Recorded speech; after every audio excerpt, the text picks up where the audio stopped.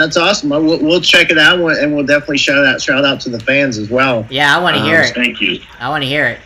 And I'm not much into rap anymore like I used to, but I got to hear it. So now I want to get into some current topics with you. Okay. Do you see Kaepernick getting another starting role? It just kind of depends. I definitely see him playing again in the league. I think now is a good time going. I think my top three teams that I can see him going to would be like Baltimore Ravens, Houston Texans, or Jackson Jaguars. I think that he would really come into those programs and make an input. Do I see him starting? Probably by mid-season.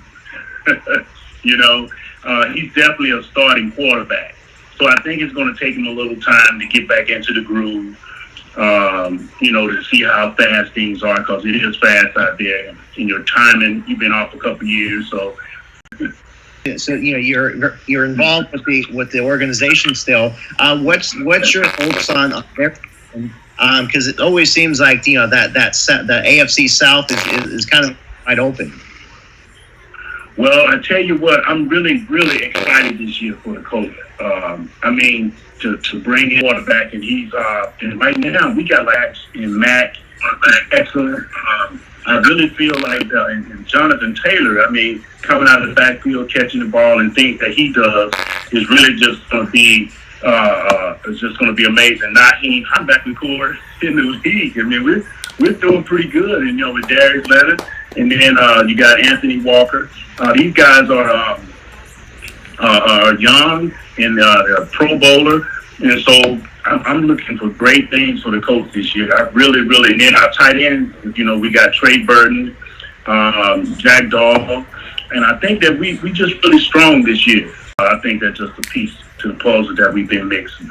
Yeah, right on, Tony. I'm not no Colts fan, but Phillip Rivers has been my QB for years. I even though I've been a Charger fan since the 2000 days when Breeze was there. Really? Yeah. I'm more of a Rivers fan than Breeze, because Rivers has been with the team more years than I can remember since Breeze was drafted. So now that you said that, right, I'm looking for the Colts to have a good year this year, especially with Rivers, because as you said, they got that O-line. That's what he did not have in San Diego / LA all them years. He did not have an O-line to protect. I truly think that. I'm calling it now. I think the Colts have a greater chance of making it to the Super Bowl than any of the AFC. Why I say that? Two of the powerhouses right there in the AFC. Mm-hmm. They don't have O-lines. And look at Deshaun Watson, who can also be a part of that contention as well. Look at him. He has to run for his life dearly every single game. So, O-line is what gets it. And the Colts have it. Why do you think? With Manning, when Manning was here, we had a great line, and so now it's just we've got that line back again with some younger guys, and these guys are all starters from last year, so that's just so positive, It just that makes it the whole thing click. And then you got Matt coming out the backfield. Naheem Hines. This guy can catch the ball. Yeah, these guys, man, I'm so excited for the season. I can't wait. I'm just hope that this COVID don't mess up stuff. Yeah, right. So now my last question to you is before we let you go. Okay. Why do you think the game has changed so much since you played? Well, for one, the concussion thing and the head contact thing, I think I'll probably be able to play a lot longer than I did due to the fact because they don't do the 2-a-day tackles like we did. We didn't know anything about the concussion thing, so we was going in and hitting with our helmets. And I think today's game, offensive player has, because a lot of them are so used to hitting with their head and going in head from a shoulder. I got to come in at a different angle. Again, when you keep just that little thinking, make that offensive player go in another direction, or easily they can break a lot of tackles. So I would say that's like one of the biggest, things that is really different. I would really struggle trying to totally different for me, So I think that's a big adjustment for the defensive guys, a well advantage for the offensive players. That's for sure. Yeah. Yeah, definitely. It's definitely things have changed from when I first grew up in but yeah, we appreciate your time here, taking time to come out of your busy schedule to come on with us. We appreciate it. We would like it if you came on again when the actual season starts, if you'd like. Yeah, that would be great, man. Yeah, I'd love to do that. Talk some football with you guys on the season. That'll be the time to really talk. Oh yeah, definitely. Yes. Definitely. Yes. For thank sure. you. Yes, thank you guys for having me on. I really do appreciate it. Definitely. Yeah, thanks for joining us. I'd love to have you again. Talk a little Colts football later in the fall. Stay safe, and we'll check out your music. Definitely. All right, do that. Let me play for you.com. Definitely. Perfect. We'll check it out. Thank you. Thank you. Y'all have a good one. You too. Stay safe. Right. Bye. Okay, y'all too. Bye-bye now. All right, you ready to talk some Rays baseball with Neil Solondz? Ready, Eric? Let's do this. Let's do it. I've been waiting a long time for this. I tell you, so you're saying the Colts, I'm going to hold you to that. The Colts have the best chance of making it to the Super Bowl in the AFC? Yep. Put some money on that. Huh. We will see, won't we? We will find out. Hello. Hey, Neil. Welcome to the Sports Space Show with Byron and Eric. How are you tonight? Good. How are you? Thanks for having me. We're big fans of you, and thanks for hopping on for a few minutes to talk a little Rays baseball.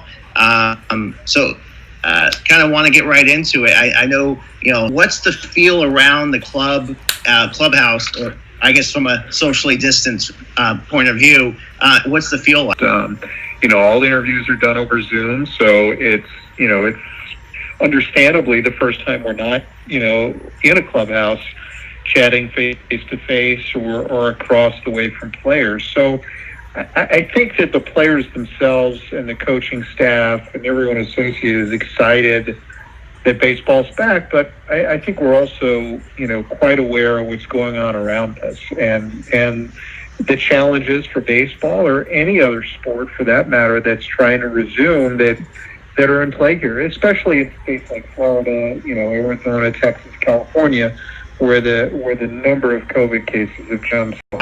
Ian Desmond's opted out. Some big names have opted out of this. And do you get the sense there might be some Rays players that feel that way? Now, as fans, you can't blame them. They got safety first. But do you sense that there might be some players that might do that? Feel is in the best interest of themselves and their family, because family has to, and health has to, and safety has to come first.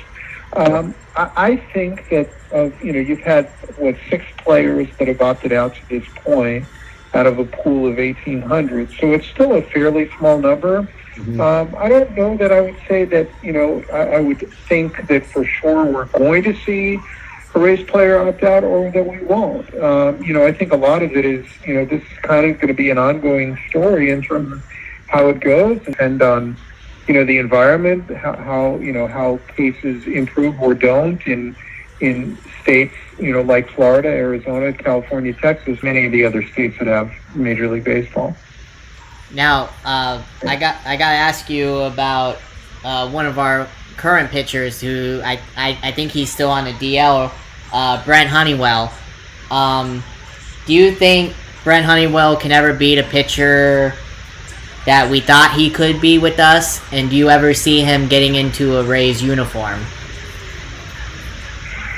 I think first and foremost, I think Brent's put in an incredible amount of work, and as to why prospect had an incredibly difficult challenge. I think if there's anybody who is up for that challenge, it would be Brent. I mean, he's a tremendously hard worker. He's extremely determined. I've had several exchanges with him and the Rays pitching coach Kyle Snyder since his most recent surgery, and he's feeling as good as he has in 3 years.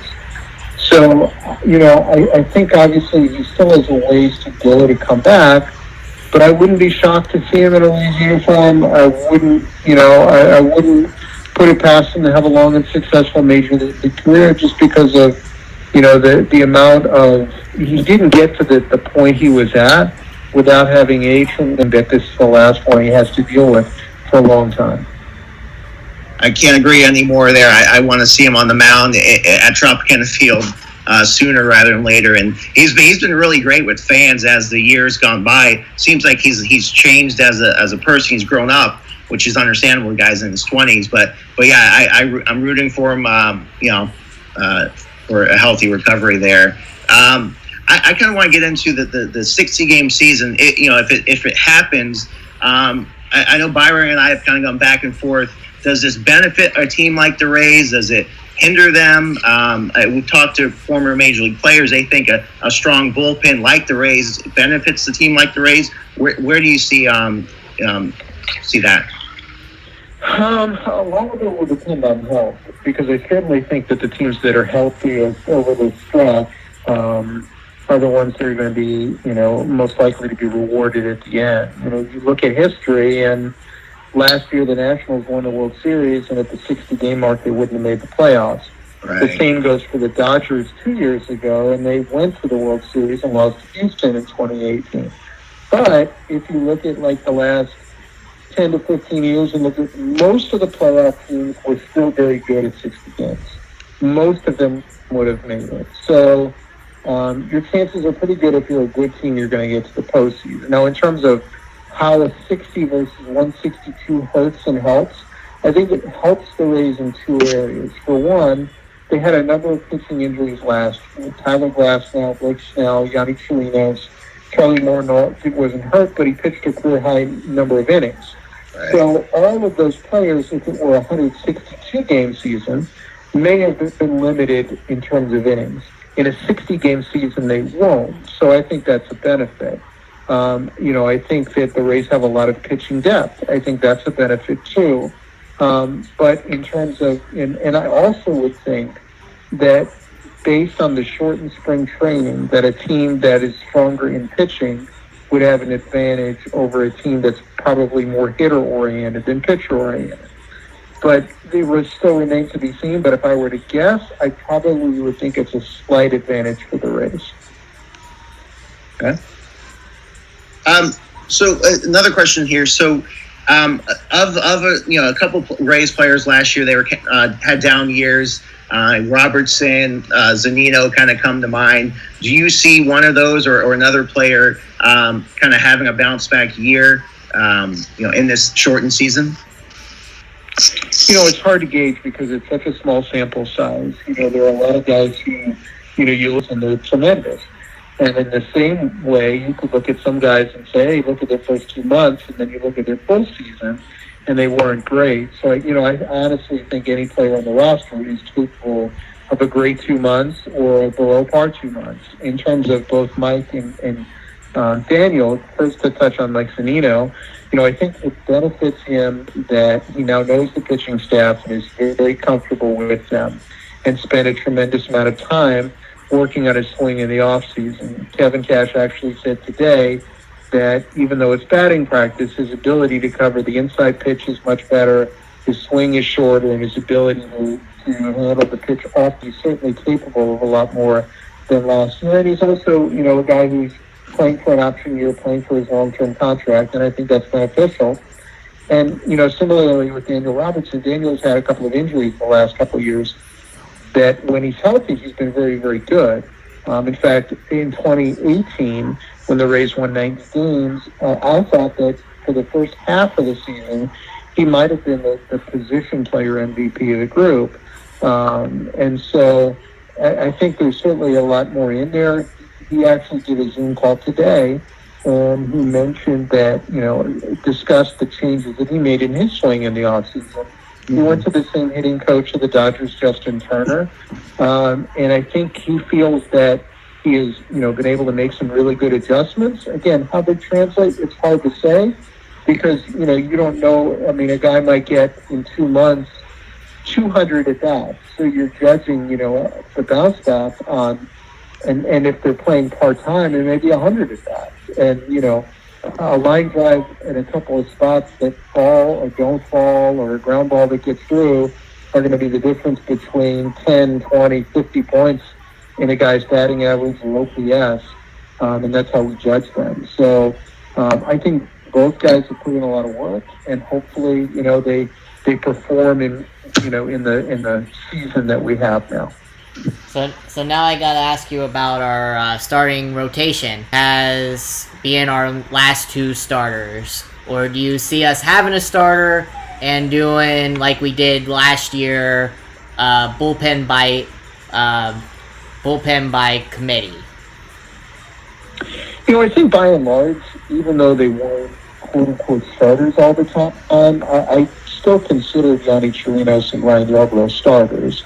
They pitched the bulk of the game. They pitched every 5th day for the most part. And whether they started the game or were the second pitcher in the game, they still pitched more innings than anybody in those games. And they both did really, really good jobs. Now, I think what is unclear is how stretched out are they going to be at the beginning of the season. This year, because of the 60-game season, teams have, it remains to be seen. They could run, any of those 5 pitchers that we mentioned for 3-4 innings and then use like a Jalen Beats for 2 or 3 innings, or Brendan McKay, or Anthony Bonda, or Trevor Richards, all of whom have the ability to play important roles on this team. So, I think the first 7 to 10 days, maybe even 2 weeks, the way the Rays use their pitching staff may be different from the way they use their staff when guys are more stretched out. Their goal is to put guys in the best position to succeed, and especially with a shortened season, give their team a chance to win on any given night. And now I gotta ask you too. The Padres are. I'm not gonna sugarcoat it. They're my favorite team. I like what we've established trading wise with the Padres. I like that. Because I think watching Renfroe and Margot like I have, I think the trade worked well for us because I loved what they did for the Padres. You got Renfroe, who can hit between 30 to 40 home runs a game, get between 90 to 100 RBIs. Yes, he don't hit for average. Same with Margot, but they're both around the same. But I think they'll help the Rays win games. What is your take on that trade? Well, the way, rather than look at one trade, because some of them are very hard to judge right now. The key piece in one of the trades the Rays made involving Tommy Pham is Xavier Edwards, who, because of, the pandemic, isn't having the chance to play in a minor league season and elevate his status that much more, but I think the Rays believe that he's going to be an everyday big league player and a very good one, and it's Martinez and Randy Arozarena. So I think all of those pieces give them a lot more depth in terms of their lineup, probably a lot more team speed than they had, and maybe more so as I think they've improved their club defensively in the outfield a great deal. So, I think all of those things make the overall group better, and that's, for me, how I try and judge rather than one individual trade. I kind of look, and I think by and large the Rays have, improved their overall group. And then I think that there are some guys, those guys are able to play every day. What you saw them do in smaller sample sizes and half seasons shows that they can really, really be the Rays in the position and looking to play playoff games in the crystal ball here we're looking at. I said, because there's so many, I think what we're all feeling with the pandemic, regardless of our individual situation, is there's certainly a lot of worries about the unknown. How it's going to affect teams, how it's going to affect markets, how it's going to affect, so many aspects of our lives. I'm hoping, I think that the next few months, assuming we're able to play, that the Rays will provide a really entertaining product. If they're healthy, I'd be surprised if they're not a postseason team, because I really believe they're one of the best 5 teams in the American League. Obviously, in a 60-game season, a lot can change, but I definitely think they're more than capable of getting back to the playoffs for a second straight year. Definitely. Real quick, in short term, if you can remember, besides the World Series, in your opinion, what do you think was the best Rays moment overall? That I witnessed in person, I would say probably, I thought that both the 29th had to win a game 163 and a wild card game to get to the ALDS. Those the Red Sox. In 2019, I had enjoyment on guys' faces, and then beating Oakland and having those 2 terrific wins at home against the Houston Astros kind of, I thought, provided a whole lot of impetus and excitement for this season that we have now. So those are probably in different ways, even for me. In terms of just the best moment beyond 08, I still think, game 162 in 2011 was, but that was my last year with the Durham Bulls. So I witnessed it, but I didn't witness it in the ballpark. So that's why I would probably, from what I saw in person, the ends of the 13 and 19. Those are what are going to be special. Awesome. Yeah, great memories as Rays fans for sure. Those were. Hopefully, we make more memories this year, and hopefully we go deep into the playoffs. Hopefully, everyone is safe and healthy game, and just the knowledge you have as the inside with the Rays organization is top notch, and I get a lot of my information from you. So thanks for what you do, and thanks for joining us for a few minutes. No problem. Thanks again for having me on, and stay healthy. Same with Thanks, you. you Same with you and your fam. Well. Take care. Bye-bye. Bye.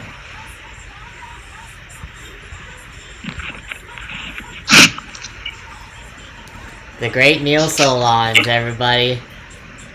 Very insightful. I would love to have him on again, hopefully. Wouldn't you, Eric? And when the season... like I said there, Neil is top-notch when it comes to Rays knowledge. He I feel I pride myself in knowing a lot about the Rays organization and everything, but, I get a lot of it from him. He knows it all. Neil does. No offense to Dwayne, who we had on, but, I mean... We're not going to compare those two. Those two grades, no. No. But, yeah, I mean, I'm looking forward to the season, what we have left. I'm hoping we'll be in the playoffs, like everybody says. I mean, Andre's winning it as well, going as well. It'll just come down to pitching. It really will. I mean, who's the better pitching staff? It's not just pitching, and Neil, I think, brought it up twice, but it's health. If your team is healthy, you have a chance. It mainly does come down to pitching, though. I mean, where they have now, it's a 30-man roster now. That means that Brandon McKay has a spot on the roster and to begin with, but could very well find himself. And Shane Joe Boz. Ryan. Who? Shane Boz from that Pirates trade with Archer. Well, I mean, I think he's still a year and a half, 2 years away. I don't see him taking effect this year. But, I mean, McClanahan, Joe Ryan could, from the left side, throwing 100 miles an hour, Shane, left-hander in the division. I mean, the Rays pitching is stacked. I think top to bottom, you can't find a better team that has the amount of talent. The bullpen already, you got me going now. Like Chaz Rowe.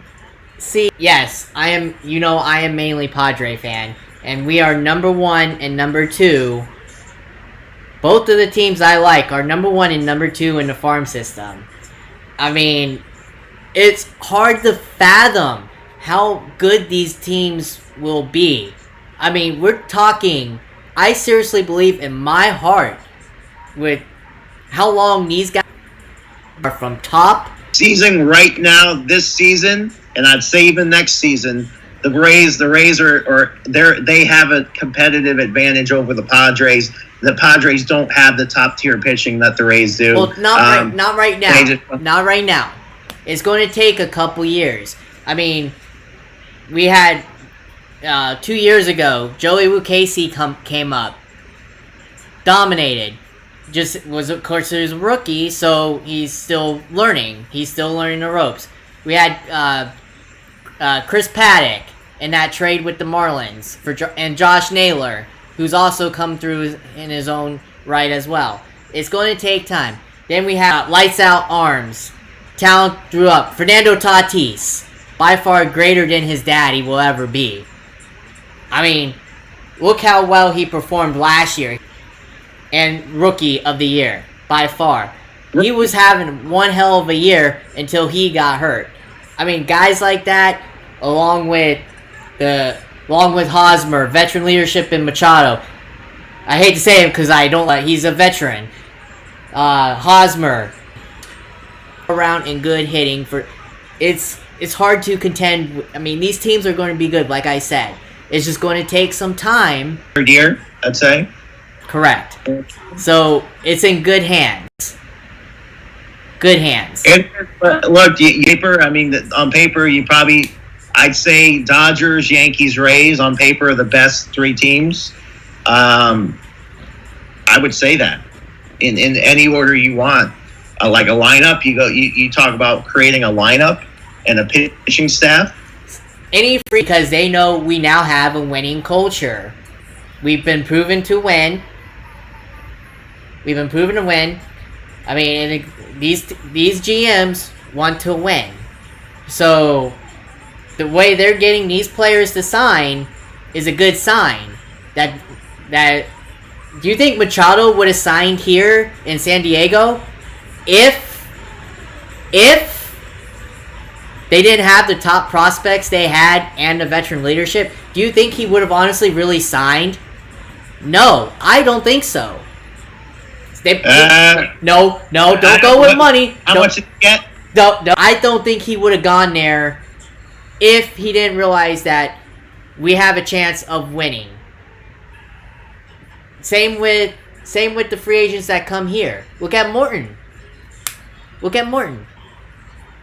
Morton's a culture. Right. Correct? No, and there's a lot to like about the Rays and how they treat their pitchers and you know. Exactly. Both teams. Yes, it's going to be hard to root for if they both ever make the World Series, which I think they will. It's going to be hard. People can hate on me. I don't care, but that's just my opinion. That's how I see it because of I've been seeing how great our rosters are between the Rays and the Padres. Well, Byron, you can go into the Super Bowl this year. Just lay a little 10-piece.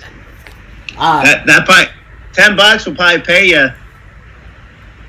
That might pay you, I don't know, a few $100.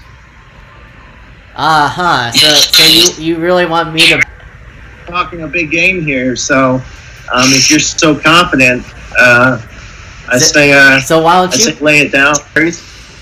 Yeah. Yeah, I have. I can't talk about it until it happens. So how much do you want to wager then? If we do this. I mean, you could do $5. How about you could do $5 for $5 for a Rays Padres World Series? Okay. Okay, I can do that. I'll have to see what those odds are. I know I came across them at some point. I don't know exactly where I saw it. But actually, is this it?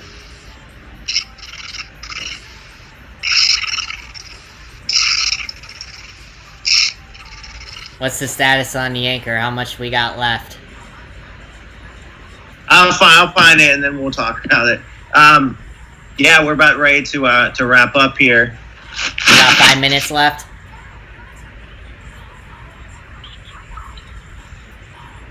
Yeah, we got 5. Okay. So yeah, I mean, I can't wait. Honestly, to be honest, I'm excited. I'm like we talked about before we got on air. It's going to be interesting. I hope there is a season. but the way they've done the taxi squads and there's no minor league season, I think that's how they'll go. Is these minor league players have been practicing and not practicing, but they've been working out constantly to stay in shape. So they're going to come up if somebody tests positive. So I think there will be a season for sure. I'm not as confident as you, and I'm a pretty positive person to begin with. But I guess you could say I'm a glass half empty on this one. Team to have an outbreak of cases, and that team can't compete. And I think that if one team can't compete, then it's a domino effect. That's what I think. So I hope I'm wrong, because golly, I do want to watch. I mean, I want, even though which I have. So now I have no choice but to look back on games of through 18 and 19. That's how bad it is. I was watching the 2016 All-Star game, and I flipped to the MLB Network, and I believe he lost his life just a month or two later in 16. I can't. Well, boy, as time flies, I can't. Why? Because you're actually right on that, because I think he died when I was in the hospital while my wife was giving birth to Roman. Okay. Yeah, that's right. Because that was breaking news early in the morning. I remember that. Oh, I remember waking up to it, and I've told people this. It was the saddest I ever felt about someone losing their life to someone I didn't know personally. Yeah, I was it thing like in Miami. Yeah. And they the local effect here. He I was like, wow, that's crazy. But yeah. You have any special guests? Those things could change. We'll see. And she's what we want to do. Exactly. And any word on what is it? It's 2 weeks, right? For is it 2 or 3 weeks to get over the quarantine? How long it's been since you've been? Do you know? Yeah, it's probably another week, 3 weeks maybe. Okay, all right. Real soon. I'm sure you know about Eddie's down here in Dunedin. Do you know about Eddie's? There's a good amount of spots around. Yeah. And I might even want to try and do a Buffalo Wild Wings too. Yeah, the possibilities are kind of endless. Yeah. It is. So, since we got, a minute, who the guests are, I have to look. I have no idea. But, yeah, it was a fun show. And hopefully, hey, maybe... Have a good week, and hope you had a good weekend, and we'll see you guys. See you. Safe. We're staying as far as possible. So, yeah. Have a good night, people. Stay safe. All right. Take care, Bye. Eric. Yeah. Bye.